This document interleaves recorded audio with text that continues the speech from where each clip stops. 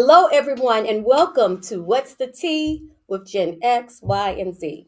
We are three generations, three perspectives, one cup of truth. So, get ready for a refreshing take on hot button topics today because we're going to be brewing up a steaming hot take on today's most pressing issues where we dish on everything from social justice to pop culture with humor, honesty, and maybe even a little healthy debate. We're going to sip the tea, spill the honest truth, and then find common ground across the generational gap. This show is guaranteed to what? Stir the pot. So, you guys, welcome. I am Dr. Melissa, representing the extra, exciting, enormous, wonderful, exhilarating X Factor. Too much? Excessive. Ooh, you went Excessive. almost Webster on Did he say excessive? Excessive. this. She went almost Webster on this, huh? Yeah. Oxford.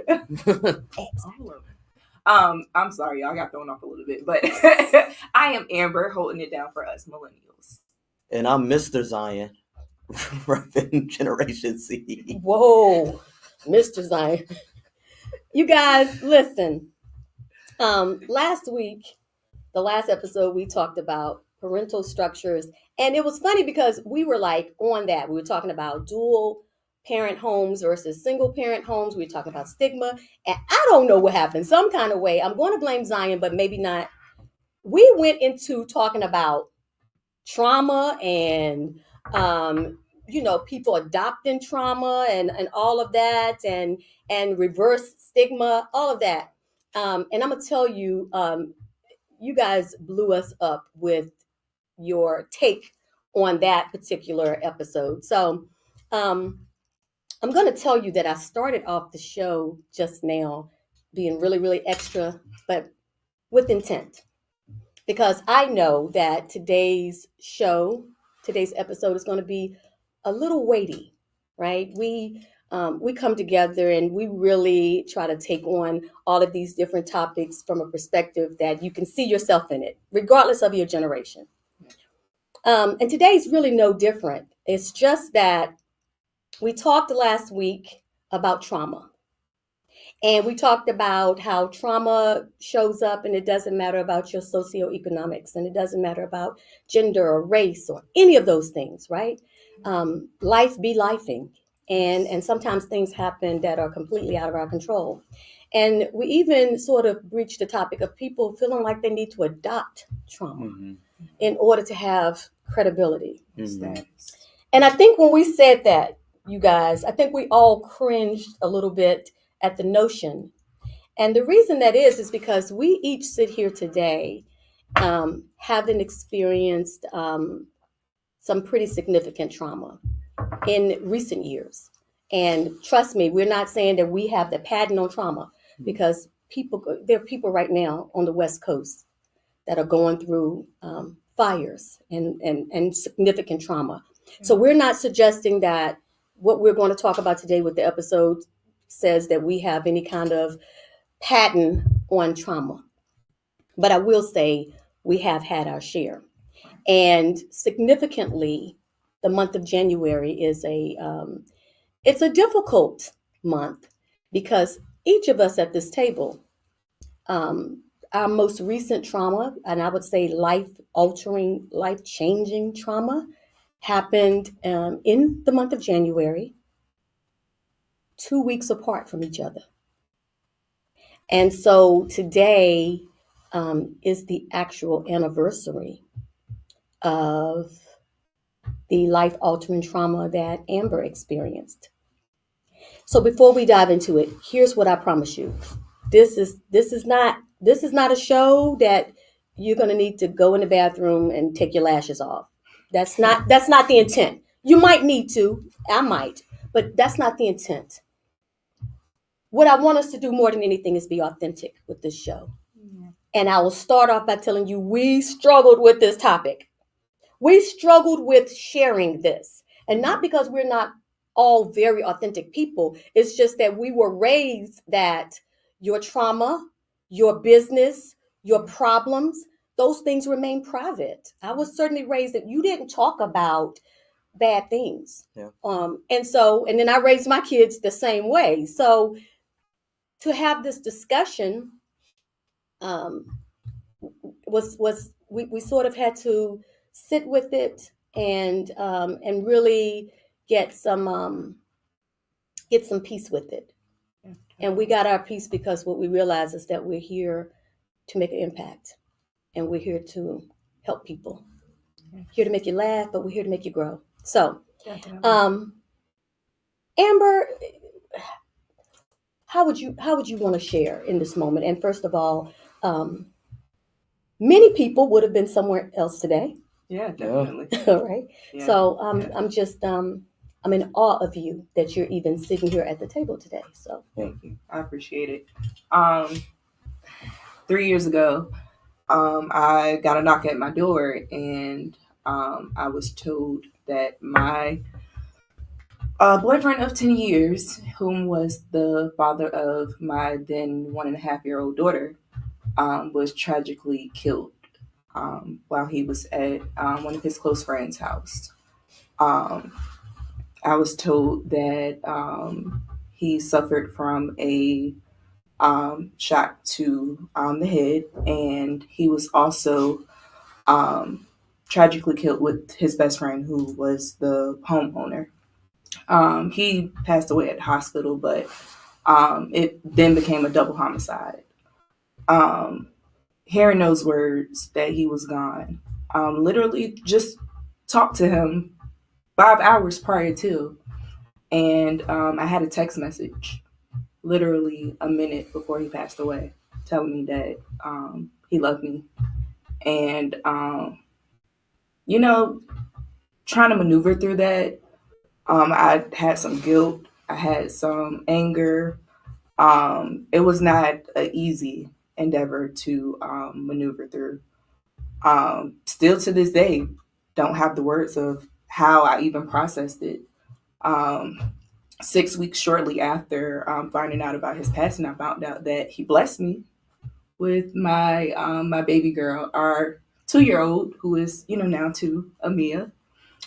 So I had to navigate his death while pregnant by myself, and it made me very, very strong. Never knew it was something that I could bear on my own. Never knew I was capable of it. Today, 3 years ago, was supposed to kill me. It was supposed to make me not want to be here anymore. It was supposed to take everything from me.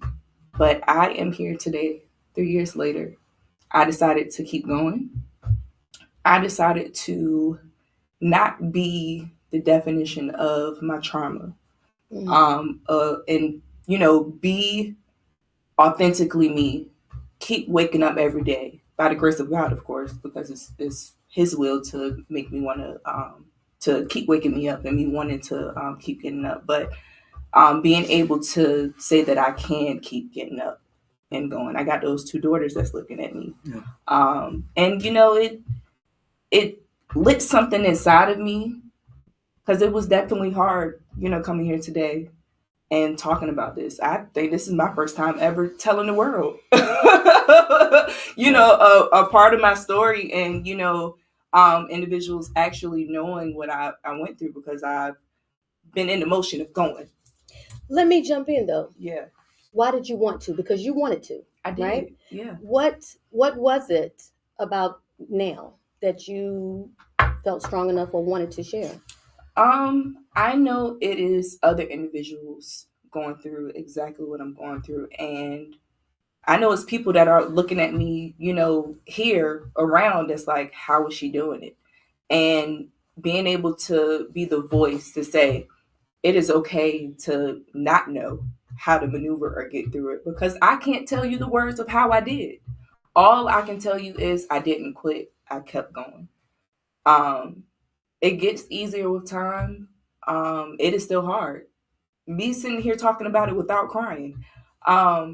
It's not easy, but I'm doing it because God gave me the voice to be able to be a help to someone that is going through the same exact thing that I'm going through, that we've all went through. So I was planted that day. I was not buried. Mm. Ooh, what a perspective. Yeah. Planted but not buried. They look the same, y'all. They do. They look the same. Yeah. If you think about the process of planting something and burying something, Yeah. it looks exactly the same. The exact same way. Yeah. Ugh. It's the outcome. What you, Definitely. Zion? How do you feel with the topic? And Yeah. Well, to start us off for today's episode, I want to go ahead and just commend Amber for wanting to speak about this topic. It's not something easy to talk about, but because she feels like it will bless people, and I believe it will too. Me personally, I didn't. Just keep it a buck with y'all. I really didn't, but as Amber said, it could be God puts us through seasons of our life to help others. So even though I don't want to, if that's my assignment, I'll be obedient.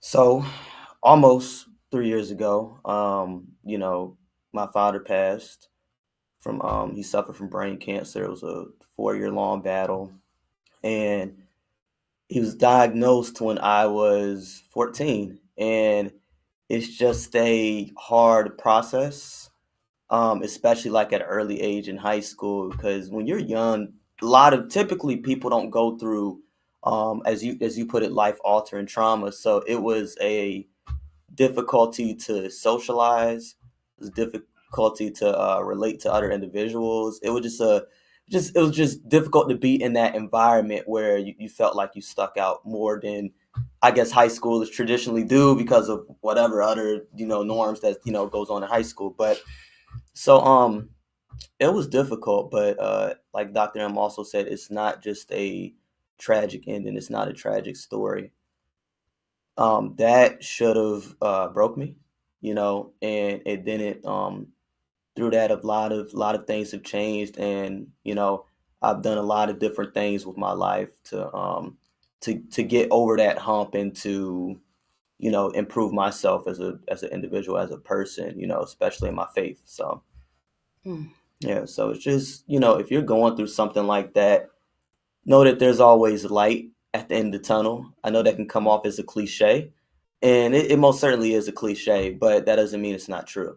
And there is light at the end of the tunnel. And if you keep enduring, as Amber put it, and I think it is a matter of perspective, that it gets easier with time. I personally believe it doesn't get easier with time. You get stronger with time. So you get better at managing your emotions, regulating your emotions, and then just processing and accepting what has happened. In those moments, always focus on the people you do have in your life and all the people who will be in your life, because amidst all the chaos, I've met my now fiance and soon to be wife. So there's always blessings hidden under everything. There is a reason why we go through seasons, even though in the moment it is crazy and is just full of struggling, and you can still struggle even after all of that. But there's always something to come out of that trauma, out of that struggle, if you allow it to. So yeah. wonderful perspective. Wonderful perspective. you know, there's so much to unpack with both of you shared, and and first of all, I'm the Xer, I'm the old chick at the table, so I have to say how proud and how much I admire when individuals as young as the two of you who've had something life altering happen can not only just navigate, but to allow yourself to be a conduit for someone else. That's I think that's where the life is full of the lessons that happen. And I think sometimes we take and keep the lessons with us. And I was thinking about when we had our topic last week and we sort of navigated into trauma. And when I think about it, it was just a natural place for us to go. I don't think we didn't think about it cognitively. We just all naturally went to trauma. Yeah. Right. And I've been in the business for 30 years, right? So it's amazing to me that sometimes I'm still like clueless. But when I went back and processed it, I thought, well, yeah, because here we are coming up on this time that exactly 3 years ago, literally January the 9th, 2022 for her, January 22nd, 2022 for me, and for those of you that haven't figured out, my son Zion. Because you should have figured it out by now. If you Did y'all haven't know? figured it out, go ahead and give yourself a little hit on the head. Not too hard. Not too hard. I don't want to be liable, but go ahead and give yourself a little. You know, it's amazing because when I said to him today, I said, hey, I'm going to go ahead and mention that you're my son. They both looked at me like, you know, people know. And I'm like, well, I know I never said it. So, yes, Zion is my third of four. And as he said, absolutely. His dad and I were married for 31 years. College sweethearts, got married, you know, in college. You just couldn't wait till we graduate. We couldn't graduate. We just had to get married then. Lived a military life. Did what I think is the most incredible thing that has ever happened on this planet. And that is have four of the most amazing human beings that you would ever meet. And I am not saying that because I'm their mom. I'm talking about good humans, right? We had and raised good humans, a daughter, 3 sons, 3 dogs, all of the things. Started a business together, all of the things. And just as Zion said, it was out of the blue. My late husband was healthy. He was an educator. He was a brilliant man, and it was out of the blue. That illness, that diagnosis of brain cancer came from absolutely nowhere. And when I say nowhere, I mean like nowhere. It just happened. And of course, he did pass in 2022. Yeah. Here's the thing: if this is of value for anything, right? I know that there are people who are going through trauma and loss. I know that. I know that we just came out of the holidays and everybody's like, January, woo, 2025 is my year. You know, and everybody's, and for some people, they're like, what? 2025? I can't even see my way clear because of what may be happening in my life. So all of this optimism and hopefulness that other people have, there are some people now just trying to put one foot before the other. And I will promise you, that was my story on so many days. Just get up, take a breath, take a step, do what you need to do, right? So what my hope and my prayer is for us being this honest, and I'm going to tell you, for us being this brave. This requires a bravery. I've done a lot of things in my life, y'all. Okay, I've been around for a long time. Sharing my story, being transparent and vulnerable with the life-altering things in my life that I've had to do over the last year has been some of the bravest work I've ever had to do. Because it's gone against everything, first of all, that I was ever taught about dealing with trauma and grief. I was taught, keep it moving. The way I was taught is, hey, it is what it is. You can't change it. There's no need to talk about it. There's really not a whole lot of reason to cry about it. Like, keep it moving, because what is that going to do? Y'all, wrong, right? There is something about this life journey that we have, and it's the starting point, it's the ending point, and it's the messy middle, is how I like to phrase it. Which means, as Zion said, and Amber talked about a little while ago, we'll have these beautiful things that'll unfold in our lives, sometimes in the midst of the chaos and the hurt and the pain, right? Yeah. Both things are life. Absolutely. You can't have one without the other. So what I really hoped to do with this is to normalize. We're not adopting trauma. We didn't need to. For those of you out there that are just trying to adopt trauma, please stop. And we'll get to that. I got so much to say for y'all. Definitely was not wanting. Yeah, you could have went without it. Yeah, if you live long enough, if you live on this planet long enough, you'll find your moment. You will. Okay, and it'll happen. And then you'll decide if you're going to be better or bitter, and that'll be your choice. Yeah. But I will say this. There is a whole, I'm going to say movement, understanding, philosophy called PTG. Most of us know about PTSD, post-traumatic stress disorder. It's a real thing. And working in behavioral health, I've helped thousands of individuals that have dealt with that. Yeah, but there's a concept called PTG, which is post-traumatic growth, right? That one of the byproducts of trauma, while it can produce a stress disorder, it can also produce significant growth Mhm. that would have never happened had you not gone through the thing, right? Mhm. It's the whole concept of understanding that I was planted. The only way to come up, the only way to grow, the only way to bloom is to first understand that there's a process of going down Yeah. and there's a process of feeling crushed under the weight. Yeah. And that's when you say it's not that it gets easier. Go to the gym. Go to the gym today. Y'all should have already decided to do that. It's January. The gyms are now. It won't be there in February. But if you go to the gym today Oh, and get you 10 that. pounds, right? And do this. And it's hard. If you've not done that, it's like, oh my God. Keep doing that for 30 days. And I promise you, the weights didn't change. Your muscles did. Yeah. Right? And just a side note, I know this is a serious topic, but you know me, there has to be some comic relief. Wouldn't be if it wasn't. When I used to be on college campus, because now I do online and stuff. When I was on college campus, I used to hate January, because I used to go to the gym all year round. And then when you have Everybody got these you have the goals. New Year resolution people, you can't get a single piece of equipment. I'm like, dang. That's why I work out at home. I don't got those. Like, I was like, But man. you know how long that lasts? Until the new leotard is not new anymore. Not really. You come in, I used to have the colors. Yeah.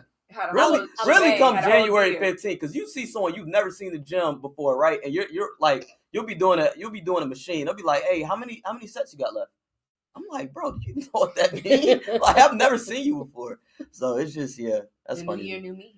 People be okay. Yeah. For 15 days. For 15 days. We can do better. We can do better, y'all. So listen, y'all, we're going to take a really quick break and come back. But when we come back, we're going to, the goal of the show is to leave you feeling hopeful. Yes. I know it's a tough topic, but it's a topic that's unavoidable. It's life. Yeah. Life be lifing. Yeah. But the goal is to serve as a mirror of what resilience looks like. Yeah. We'll see you in just a moment.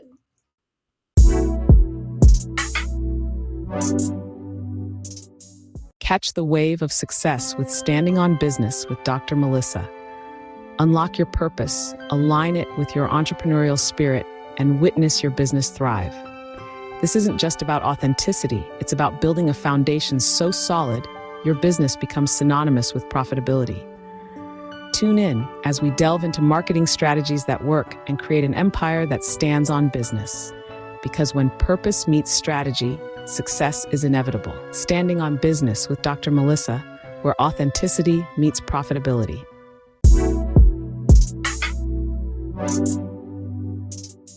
Okay, so welcome back to What's the Tea with Gen X, Y, and Z. So before the break, we were unpacking the whole concept of trauma and being really vulnerable and transparent with our own trauma, with the hopes that somebody out there is looking. And sometimes people say you don't look like what you've been through. Yes. And I hear people say that all the time. They're like, oh, Dr. M, you're so funny, you're so lighthearted. And I'm glad. That's wonderful. That is my personality. But that's not in the absence of hard things. Right. And it's not in the absence of trauma. And so the hope is that I threw out the word. I always say, like I said, a dirty D. I always try to find a way to correlate it and make a nice. I don't know why. Because why can't I just say, I threw out the concept of resilience, but I was trying to think of a way to say the super R. I don't know. It's extra. The super R. Yeah, I know, the right? Super R, like the super K. I know. No way. I'm extra. I need help, y'all. Huh? The super K? That's what Kmart used to be called. Oh, I didn't know that. Want it? The super K? I didn't know. I just knew. I knew about Kmart. Okay, I came up with Super K some kind of way. I ain't make it up that time. I saw Super K somewhere. That's probably someone looked that up. Someone please, and I'm gonna look it up too. Now I'm gonna tell you where it's at. That's probably, y'all, a corner store in one of the neighborhoods. I'm telling you, in every urban neighborhood, there's a corner store with some kind of name like that. The Super K, the Circle K, Watergate, Tiny Giant. It's always something. But see, those are national. These are the ones that somebody just got a little building and started. Yeah. They got a hot plate in the back. Y'all, I'm sorry. If you're not urban, hey, we all got to start somewhere. My bad. But anyway, okay, Super K. So anyway, we left off. And I hinted that we were going to talk a little bit about resilience. So here's how I'm going to start this segment. Where do you guys think the whole concept of perspective, like how you see things, how you see any given situation. How would you say perspective has impacted the trauma and the hard things that you've gone through? That's really good.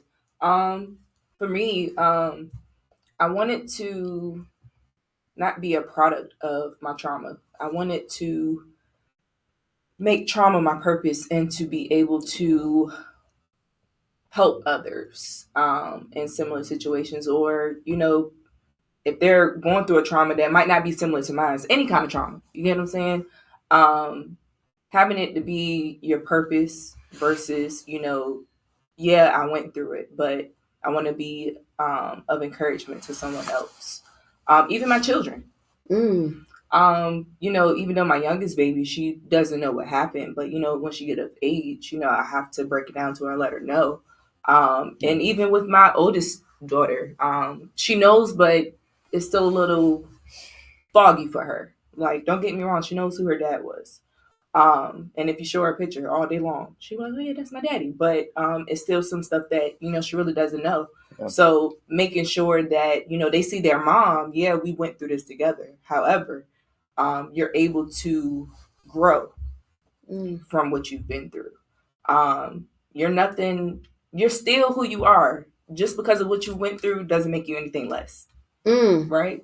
So, making sure that I'm walking in my purpose with what I've been through, helping others, making sure that I give myself permission, because sometimes, like you said, we grow up where we have to suppress things. You got to hide it. You got to always have this perfect picture.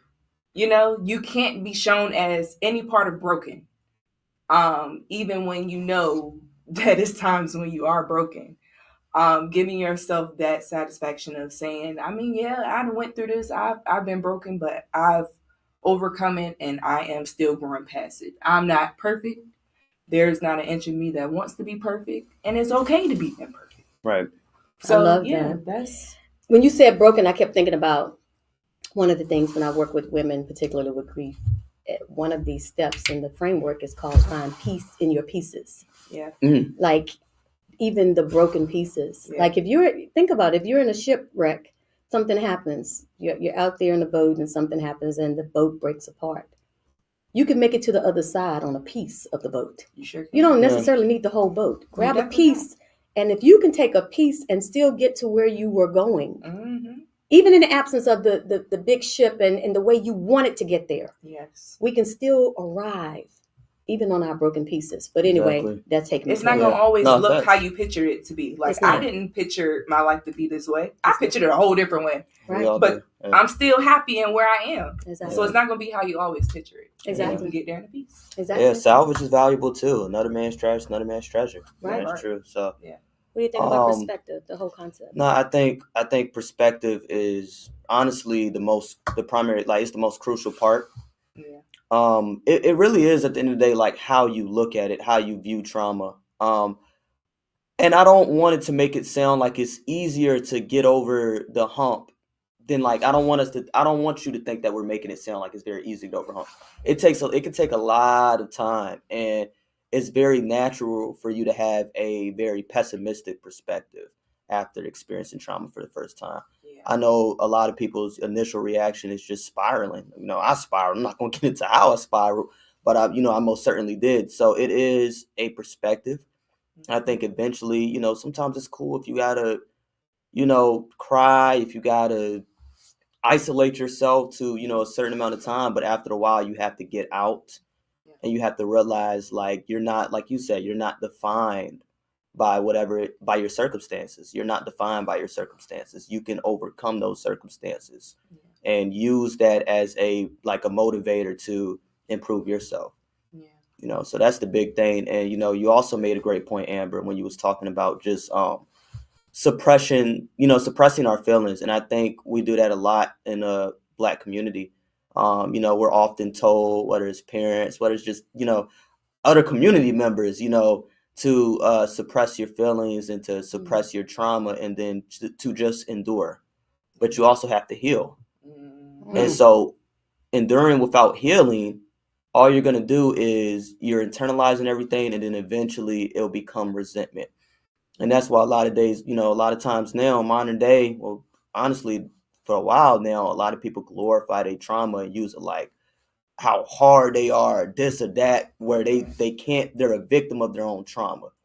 But eventually we have to overcome that trauma. It'll always be a part of us, but it can't define us. So, and it's okay to ask for help too. absolutely, you're supposed to ask for help. It is you have to ask some for help. journeys you can take journeys by yourself, but it's That ain't some no- journeys it's some journeys Yeah. that you need people to go with you and support you and Yeah. have your back, and to be your net if you need to fall, because strong people need people too. Okay, I don't know why people think I always got to be strong and I got to have everybody back, but then when you look behind, it's just it ain't nothing there. Well, I think it goes to something Zion just said, and you brought up a number of things. The cultural piece was huge. Because listen, you guys, we're more alike than we are different. Yep. That's one of the things that I think is beautiful about the whole kaleidoscope of us as human beings, right? There's more that draws us near and that connects us than separates us. But we do have to acknowledge that there are cultural things that might look different depending on your ethnicity, your community. And I will say in the African American community, I think a lot of it has to do with the historical hardships that we had, that it's very easy to have this perspective of, okay, listen, hard things happen, bad things happen, get over it. Right. Like, yeah, okay, yeah, that happened. Still. Yeah, keep it moving. Terrible And stuff. and you're exactly right. And then you threw out something else too that I think is significant, and I think we're going to unpack in a future episode, particularly during this month of January. And it's time. Mm-hmm. And here's what I would say: there's no magic special timekeeper that has the right to relegate the time that you take. Right. So when Zion was saying, in the beginning, you'll feel a certain way, or you're going through something. Listen, your journey is your journey. Exactly. What I would say to you is this, and this is what I'll say from a personal perspective. And Amber used the word permission. Give yourself permission to walk through your fire, right? Because here's the thing. I'm not going to get abs if somebody else is doing my sit-ups. It's just not going to happen. Yeah. There is a work that has to be done to heal from trauma. Yes. It is, but it's valuable work. It is not easy, but it is absolutely, when we talk about perspective, and you use the word purpose, and she already knew that was my love language. Purpose. I'm the purpose prophetess. She already knew, honey. You know, Tom Hanks said, you had me at hello. You had me at purpose. Tom Hanks. Oh my God. Oh no, it was Tom Cruise. I don't know We who don't it even was. know because it's so. I just know Tom Hanks, one of the OGs. I was Yeah. just saying you would say Tom Hanks. Tom It was a Cruise movie. is too. It was a movie, y'all. And Tom you said, was in the 80s. Or Tom 70s. Cruise more like a little. I'm sorry, but Tom Hanks is like X. Tom Cruise a little older Tom millennial. Cruise is Tom still Cruise, X. man, he is They X are too. both But he a little. But he had some. He's coming out with some real good movies that was your hijacking generation. my thought. Couple But I mine think though. they maybe like 2-3 years I think apart. some millennials are resonating with Tom Cruise though. But yeah, you like, right. like this one say this is how I view it, right? No, X you're is- right. No, listen, it's Tom Hanks X, right? Tom Super Cruise. X. This is my Super X. Okay, Tom Cruise a little bit of X, but then a little bit of millennial, and we got Tom Holland. Tom Cruise is not a little. Tom Cruise is older than I He am. got a lot of movies Tom though Cruise in their definitely is older generation than though. her, but I'm just He got a saying they lot of both the movies in same. their generation though, and But we some got of the Tom movies Holland. that Tom Cruise made, I will sit and watch. Tom I'm Hanks. sorry. Excuse me. Don't forget Excuse about me. Tom Holland. Excuse me. My bad. It's amazing how they just hijacked my moment Sorry. and won't let me be great in my commentary. We just had to let I you did know. that to myself. But here's what I'm going to say, you guys. When we talk about perspective, I'm really big on this because perception is reality. Yeah. How you see a thing is what a thing is. How you see yourself is what you become. Mhm. Trauma is trauma. Loss is loss. Violence is violence. There's something, it just is what it is. Mm-hmm. These things are static. It is what it is. The magic happens when we take a step back and decide how we choose to view it. Mm-hmm. This is not, I'm talking to you from somebody 3 years later. So I'm giving you the long view. So I don't want you to think that in the moment of tragedy that you wake up and go, oh, I just need to view this differently. No. This is a process. But what I am inviting you to do is that whatever your trauma might be, whatever your thing is, redefining yourself by understanding that it happened for you and not just to you. Exactly. I, this is shameless plug, but I'm not trying to plug. My book, the title is It Was Necessary. Yeah. And what the premise is that the it's of life, the storms, the tragedies, the traumas, the unfair things, the divorce. Because see, we're talking about loss. It's not just somebody passed away. Yeah. For somebody, you were married 30 years and you woke up one day and that person didn't want to be married to you anymore. Exactly. Yeah. It could be a termination where you spent 40 years on a job building it and then you get the pink slip, right? Yeah. It could be a betrayal of a friend. It could be a health diagnosis Exactly. where you used to work out, but now you physically can't do what you used to do. Whatever it is, right? Those it's. Mhm. When I say it was necessary, that is based on the premise that I choose to look at it differently and say that in the midst of my storm, it's when I got my cape, right? My power, my purpose, my strength. I did the reps, right? And it was hard, but today I got muscle. And I have the muscle only because the weight was applied. Without the weight, there would have been no development of muscle. So when I told you that I promised you we were going to leave you with hope. Yeah. When I say resilience is not the absence of hard things. Oh. Resilience is, in spite of the pain, I'll show up. I'll show up and do the show. On a day that some people would say, girl, go home, get under the covers and get you some cookies. And it's okay if that's what you choose to do. Yeah. Right? But no, I'll show up because I am at this stage now where I am saying I will take the power from the pain. I'll make the pain pay me. Y'all, for the last 3 years, this is my y'all, I'm special. But this is how I framed it. 31 years, everything snatched from me. Going through the worst time of my life. Ooh, pain, you're going to pay me. Yeah. So let me tell you what happened with my pain. I became the purpose prophetess. I was not the purpose prophetess before I lost my husband. I was not speaking. I was not TEDx. I was none of those things before then. I became that because I said, if I'm going to go through this, I'm going to glean every lesson and every blessing that I can get from it. And not that stopped the pain from being there. The pain is there. The loss is there. Yeah. The what ifs and it could have been, all of those things are there. But I decided that I would not die with my dead. I decided that for each of us, and we're going to wrap it up with this, there's a dash. That's the year you were born and the year that you leave this earth. And in between is a dash. And that's where all of life happens. If you've lost someone, and in our case, we did, there was a completion of that equation. The year they were born, the dash, and the year that they left this planet. They are complete. I am not. You are not. You are not. There's a question mark behind that dash. And if you're here and if you're listening to us and you're going through something or you've gone through something, sometimes we feel guilty that we still have that dash. But what I will say to you is you have to decide if you're going to honor your dash. Right. That dash is completed. That equation is completed. My late husband completed. I have not. Yeah. So I have to wake up every day and decide if I'll honor the dash that I've been given. Right. For however long. Exactly. Tomorrow may be the end. I don't know. But as long as my dash has not been completed, my view is I'm responsible for what I do with that dash.